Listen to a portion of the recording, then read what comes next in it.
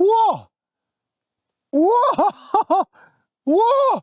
Ütleme nii, et soojendusteks on see päris hea, kõik lihased on töös ja elu on armas. No nii, aga siis võtame ilusti, tuleme siit Sadula pealt maha ja teate, kus me täna oleme? Me oleme täna Võru linnas ja kus täpselt, olge tähelepanelikud, daamid ja härrad, kõik Eesti kulturismi sõbrad. Me oleme Kalmuse tänaval. Vana hea Kalmus on kindlasti paljud teile seostub kadunud Marek Kalmusega, et ma ei ole kindel, mis aastal see tänav siis siia ehitati, sest me oleme praegu sisuliselt, me oleme Taara linnakus. Kui keegi ütleb Taara linnak Võrus, siis väga paljudele endistele ja praegustele kuperjanovlastele seostub see ju konkreetselt Kuperjanovi pataljoniga. Me oleme Taara linnakus, Kuperjanovi pataljoni Taara linnaku taga on siis elamurajoon ehitatud, kus on olemas, näete, siin on olemas korviplatsid, siin on olemas väike mini-jalkaväljak, siin on olemas kiiged. Kiikude puhul, vaat kui me oleme käinud teistes maakondades, siis on kiigud nagu kiigud ikka.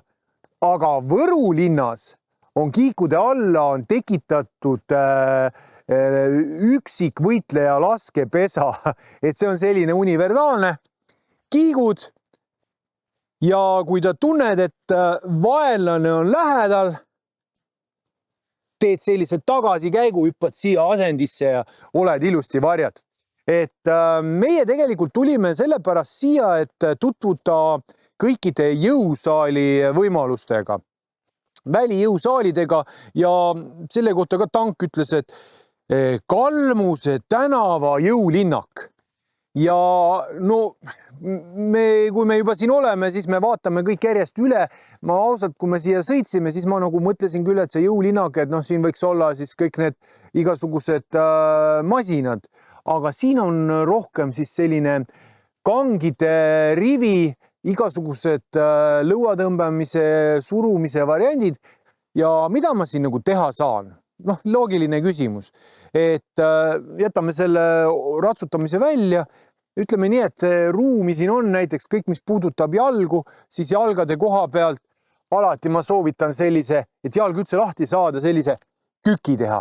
Sul on toetus ka olemas, näiteks selline alla ülesse, sügav mõnus kükk, lai harkseis, nii-öelda sumoküki võid ka teha niimoodi, et sa puudutad põrandat tagasi ülesse, tuharaosa rohkem töösse, üks jalg ees, teine taga, väljaastet alla ja ülesse. Väljaaste puhul ikkagi jälgi seda, et alla liikutes põll võiks enam-vähem põranda ära puudutada maapinna, siis siin antud juhul ülakeha otse, rõõmsalt annad minna alla ja ülesse, aga kui sa tahad oma elu raskemaks teha, siis vaat 1, 2, 3 ja üles. Ma tunnen, kuidas Riie 4 pea töötab. Ma näitan siit poolt ka, siis on nagu parem.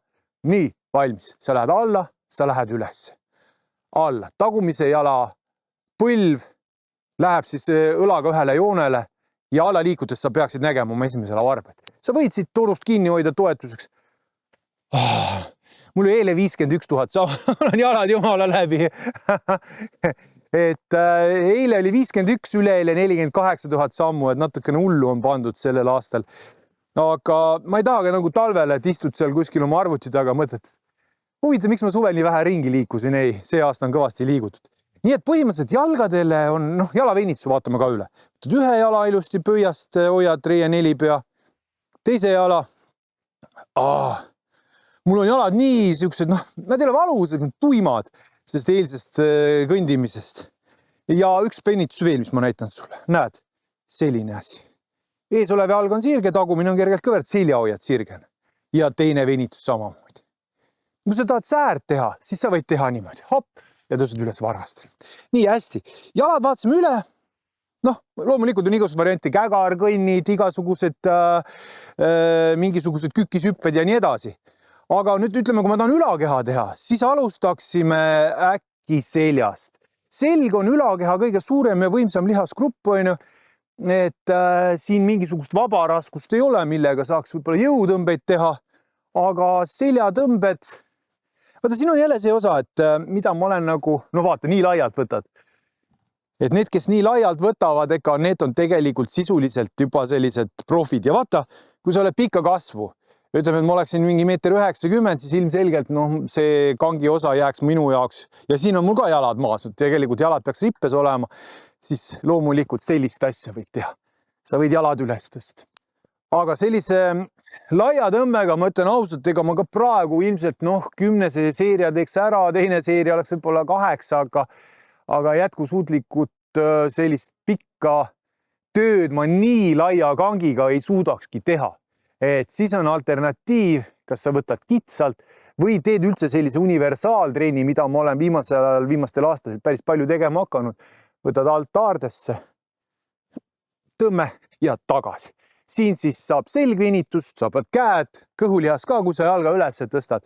Aga jällegi jääb küsimus, et ütleme inimesed, kes ei ole väga sportlikud, siis teile ma soovitan näed sellise venituse teha.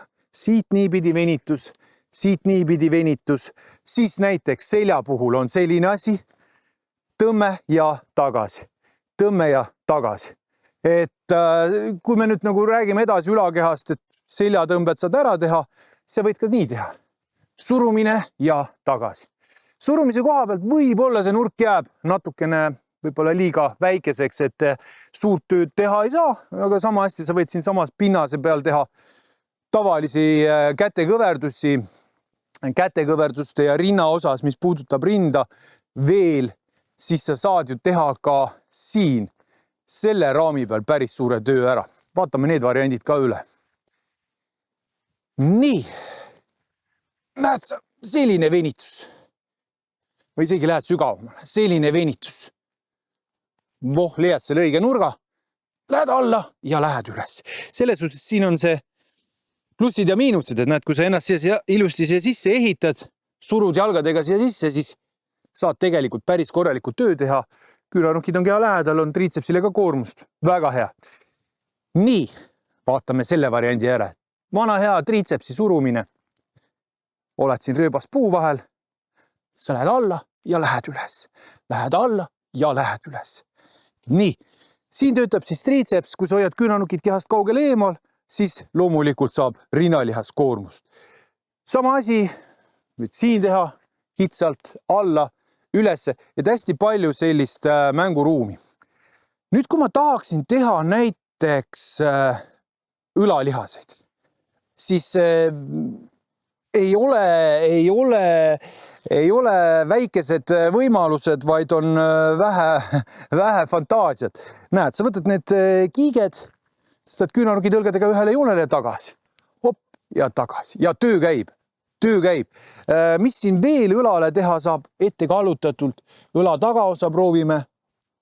Siin jääb natukene see rihma osa jääb väikseks, aga kes on pikemad venad, nendel on võib-olla see isegi ka teostatav õla tagaosa treenimine ning miks mitte, kõige lihtsam asi. Hopp ja tagasi. Hopp. Ja sa võid ka näiteks seda hoida, lihtsalt hoiad. See nüüd ei ole mingisugune tohutu suur raskus, aga samal ajal jällegi see õla osa töötab päris hästi. Ja võid hoida mingi paar minutit näiteks niimoodi.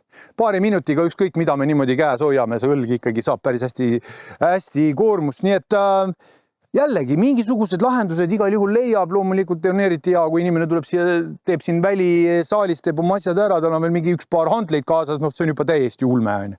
Et ühendab kaks korraga, et handlitega, neid handli asju me oleme teile näidanud ja sellest me räägime ilmselt sügisest alates ka rohkem.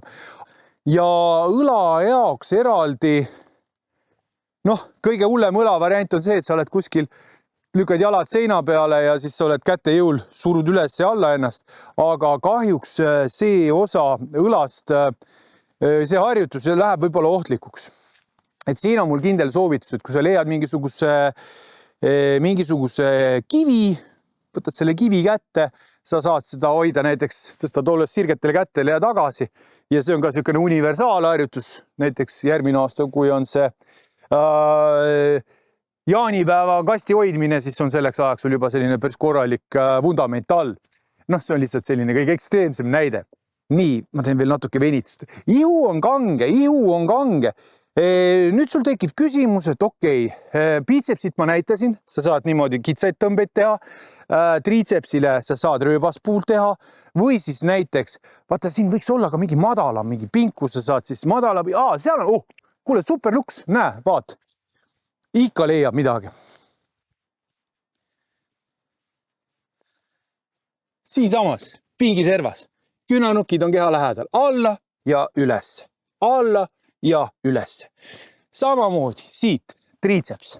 Alla ja ülesse. Küünanukid on keha lähedal, triitseps. Lükad küünanukid kaugele. Alla, ülesse. Siin töötab juba siis rinalihas. Kõhulihast põhimõtteliselt, ma vaatan korra. Põhimõtteliselt sa saad ka, näed, sellise kõhu saad teha. Ja töötab väga hästi. Samamoodi sellist asja. Et rahvas siin ilmselt käib vähe ja sa saad siin eksperimenteerida, igasuguseid variante teha. Näed, ma saan jala panna siia serva peal.